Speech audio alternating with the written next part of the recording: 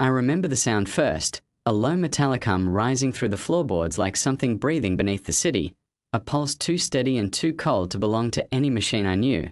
And as I stepped deeper into that forgotten underground corridor, the air thickened around me like the place itself was aware of my intrusion, reacting to every breath I took, every cautious step I dragged forward while trying to keep the recorder steady in my hand, whispering the same line over and over to keep my voice from breaking. This is Investigator Read, continuing field documentation. Though even then I knew there was no protocol for what I was about to witness. No training manual that covered sounds that seemed to come from inside my own ribs, or shadows that stretched before I moved as if predicting my next step, and the corridor sloped downward at an unnatural angle as if the architects had given up halfway through the blueprint, letting gravity and something far less human finish the rest, and the concrete walls were marked with long vertical scratches not made by tools but by something that dragged claws or metal or maybe bone across the surface, carving symbols almost identical to the ones in the photos the client had given me, symbols that seemed to pulse when I passed my flashlight over them, as if light awakened the lines rather than simply revealing them, and I felt the temperature drop again, not like a draft from a leaking vent but like stepping into the exhale of something immense hidden just beyond the reach of darkness, and even though instinct told me to turn back, something stronger kept pulling me forward, some force I couldn't name but felt deep in the spine, a silent suggestion that the truth I'd been chasing for days was close enough to touch, and the hum beneath the floor began to sync with my heartbeat until I couldn't tell which was which, and then the corridor opened into a massive chamber that wasn't on any map, a place that smelled faintly of burnt metal and wet stone, with rusted pipes running across the ceiling like veins feeding a gigantic unseen creature, dripping water with slow deliberate rhythm, each drop echoing like a ticking clock counting down to something I wasn't ready for. And in the center stood the figure I'd been tracking through rooftops, alleyways, and abandoned factories, always catching only a glimpse of its silhouette, always arriving just seconds too late to see its face. And now that it stood there, motionless, angled slightly toward me as though listening to the vibration of my presence, I realized that every witness who claimed to see it described it differently, not because they lied or exaggerated, but because the figure didn't possess a fixed form at all. And when it finally turned to face me, I felt something inside me jolt like a wire sparking against metal, because what stared back at me was not a face but a shifting mosaic of expressions melting into each other, a cascade of almost human features dissolving and reforming in a loop that made my vision blur, and the humming stopped all at once, plunging the chamber into a silence so absolute I could hear my pulse scraping at my temples, and the figure raised one hand toward me not in threat but in something like recognition, as if it had been waiting for me specifically, as if all the strange sightings and coded symbols and dead ends in the city's underbelly had been nothing but deliberate breadcrumbs left for me alone to follow. And for the first time since taking this job, I understood the real danger was not physical harm but comprehension, the kind of understanding that shifts the entire framework of reality sideways. And just before the darkness folded inward and swallowed the chamber whole, I realized the worst part. Whatever this thing was, whatever intelligence guided it, it wanted to be found, and I had walked right into its invitation. When the client first walked into my office that morning, leaving a faint trail of rainwater across the wooden floor, I barely looked up from the stack of reports cluttering my desk, assuming he was just another man caught in the usual tangle of debts, disappearances, or poorly handled grudges. But then he removed his hat with slow, rigid movements and placed a thin, rain-spotted folder in front of me as if he were laying down something dangerous, and his voice, low and tight, carried a tremor that didn't match his outward composure when he asked, "You handle unusual cases, don't you?" A question that usually makes me end the conversation early, yet something in the way he hovered his hand over the folder, almost reluctant to let go, convinced me to open it, and inside lay a series of photographs, each printed on low-quality glossy paper, each capturing the same strange symbol carved into different surfaces scattered across the city: concrete walls, rusted metal panels, the wooden frame of an abandoned bus stop, even the bark of an old tree in the public park. And what froze me wasn't the symbol itself but the precision, the uncanny identical nature of each carving, no variation in depth, no difference in angle or wear, as though the marks hadn't been carved over time but stamped instantly across multiple locations in the exact same moment. And even though the rational part of my mind tried to insist there was a logical explanation, the details refused to fit anything ordinary. The client watched me study the photos with a rising desperation in his eyes, and when he finally spoke, his voice cracked slightly as he confessed, "My brother disappeared 2 weeks ago, just vanished, and on the same night he sent me a final message saying something was following him but it wasn't a person." And he explained that his brother had always been sensitive to strange patterns in the city, noticing things most people ignore, claiming he heard low humming sounds under the sidewalks late at night or saw reflections that moved a half-second too late, details easy to dismiss as stress until he vanished without a trace, leaving only this eerie trail of repeating symbols behind. I listened carefully while pretending not to notice how deeply the fear had carved into him. His fingers trembled every time he turned a page. As he spoke, I sorted through the photographs again, and a small, nagging detail caught my attention. Every symbol was positioned exactly at human eye level, no higher, no lower, carved where anyone walking by would be forced to notice if they happened to look up at the right moment, which suggested deliberate placement, not randomness, and deliberate placement always means intention. The client leaned forward then, lowering his voice to a reverent whisper as if afraid the walls themselves were listening, telling me his brother had become convinced he was being watched by something that understood the city better than the people living in it, something that used its architecture like a language, leaving messages in plain sight disguised as ordinary decay, and though he hadn't believed his brother before, the disappearance transformed every paranoid claim into a breadcrumb. After he left my office, I spread the photos across my desk and began arranging them on the city grid, tracing lines between them, marking distances, and slowly a pattern emerged that made the hairs on my arms lift, an outward spiral, expanding from a single point like the ripples of a stone thrown into water, a formation far too precise to be accidental, especially considering the locations ranged from old factories to residential neighborhoods to forgotten service tunnels. Before I could analyze it further, my phone buzzed with a message from an unknown number containing nothing but the same symbol, drawn with shaky digital strokes as if the sender's hand had been trembling uncontrollably, and though logic demanded I dismiss it as a prank, I couldn't shake the feeling that accepting the case had triggered someone, or something, into acknowledging me. I typed a reply, a simple "Who is this?" and watched the screen expectantly, but the message showed no signs of delivery, no read receipt, no follow-up, only the silent presence of the symbol burning on my screen like a warning or an invitation. And as I leaned back in my chair, listening to the distant rumble of the city outside my window, I sensed the same subtle shift I always feel at the beginning of a case that isn't going to end normally: the pressure, the quiet wait, the unmistakable sensation of being observed before you even uncover anything worth watching. I started the investigation the way I always do, by retracing the missing man's final known movements, but from the moment I stepped into the first location marked on the map, the narrow alleyway behind a shuttered pawn shop, I knew this case wasn't going to follow any familiar pattern.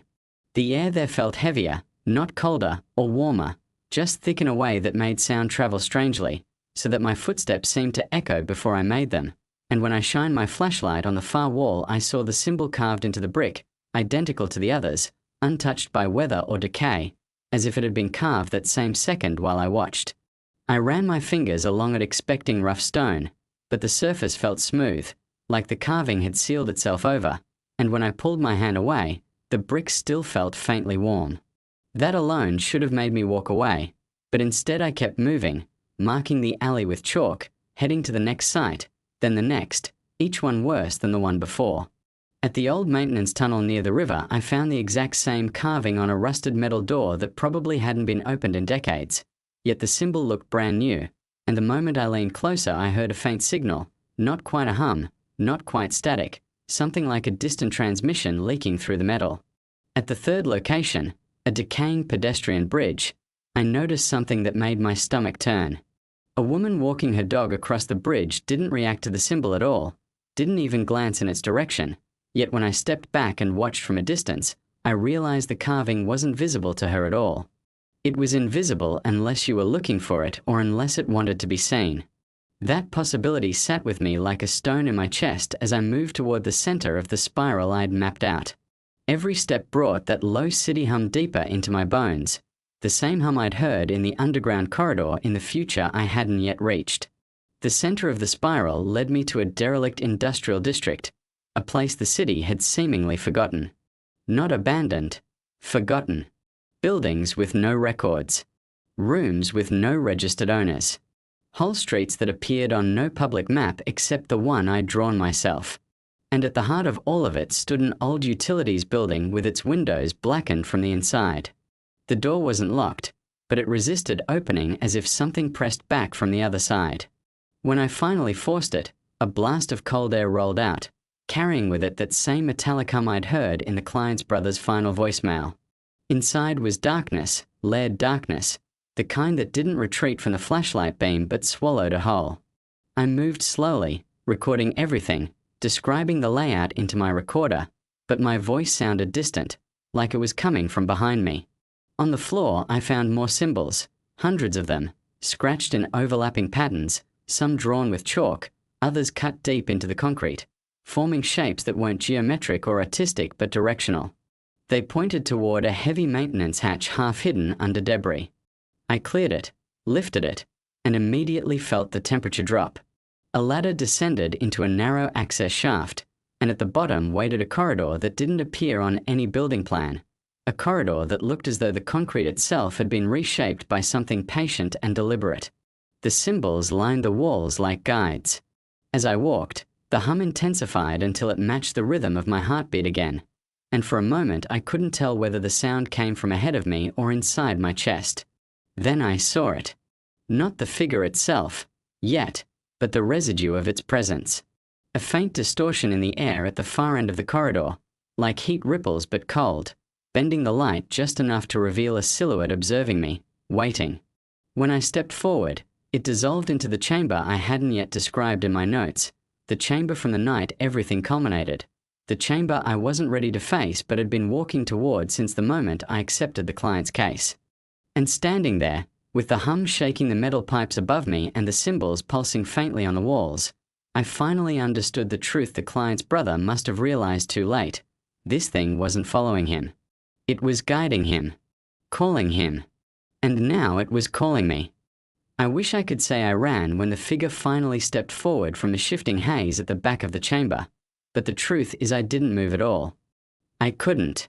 Not from fear, not from shock, something deeper, something like recognition, as if a part of me I'd never met finally turned its head toward the rest of me and whispered, "There you are." The figure didn't speak, didn't breathe, didn't even gesture this time.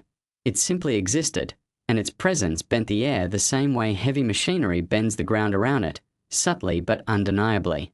The metallic hum climbing through the chamber grew sharper, almost vocal, not words but patterns, a kind of structured resonance that suggested intention, and I realized with a slow creeping dread that the symbols carved across the city weren't warnings or threats. They were signals, coordinates, invitations, and the man who vanished had followed them willingly, thinking they were clues only he could see. The figure took one more step, and its shifting mask-like face slid through an impossible series of expressions. Fear, sorrow, relief, anger, longing, anticipation, and something dangerously close to pleading, all layered so quickly they almost formed a single emotion too complex for humans to name. For a moment I wondered if it was showing me its own feelings or mirroring mine. The chamber lights flickered, though I never saw any lights, just a faint illumination with no source, and the hum deepened until I felt it in my teeth. My recorder crackled in my hand. When the figure raised its arm, I braced for contact, but instead the floor beneath us responded. The concrete rippled like liquid glass, revealing a network of lines and scratches, the same symbols but older, deeper, carved so far into the stone they might have predated the building itself. The entire chamber was an echo chamber for that pattern, a resonant cavity designed not to trap the figure but to amplify it, as though the city had grown around this place by accident or by design, with every street, pipe, and alley forming strands of a larger hidden structure. And then came the realization that hit harder than any threat. The figure wasn't the source of the phenomenon. It was just another part of the pattern, another piece moving through a system far bigger than itself. And I, through investigating, mapping, observing, had unintentionally synced myself to that same system, like tuning a receiver to a frequency that had always been broadcasting. The figure lowered its hand, and for a moment the chamber dimmed entirely. In that darkness I saw the faintest outlines, doors, passageways, silhouettes of other chambers, like a hidden anatomy of the city pulsing beneath the surface. Then a second silhouette appeared beside the figure, slightly shorter, slightly thinner, the shape unmistakable even through distortion. The missing brother. Or what was left of him. He didn't look alive, but he didn't look dead either. His outline flickered with the same instability as the figure's face, as if part of him had already been absorbed into the pattern, reshaped by whatever force guided the symbols. He reached toward me, a weak, trembling gesture that never fully formed, dissolving into shimmering fragments before his hand extended more than a few inches. And in that moment I understood the truth that would haunt me long after I escaped that chamber, or was allowed to leave it. He hadn't been taken. He had followed something he didn't understand, something that offered meaning where life had offered none, and somewhere along the way he crossed the threshold where understanding becomes surrender.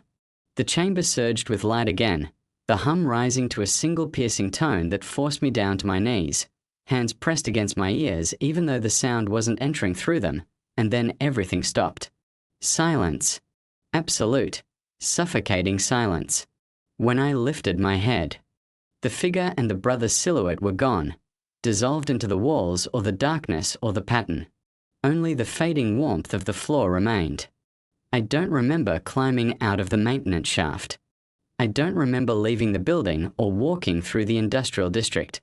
My first clear memory is sitting at my desk at home hours later, the recorder still running, my voice hoarse as I whispered, "This is Investigator Reed, concluding field documentation." But the truth is the case didn't conclude. It only receded. The symbols have stopped appearing, but sometimes, late at night, when the city quiets down, I hear that faint metallic hum under the floorboards, sinking softly with my heartbeat. A reminder, a warning, or maybe an invitation. I haven't decided which.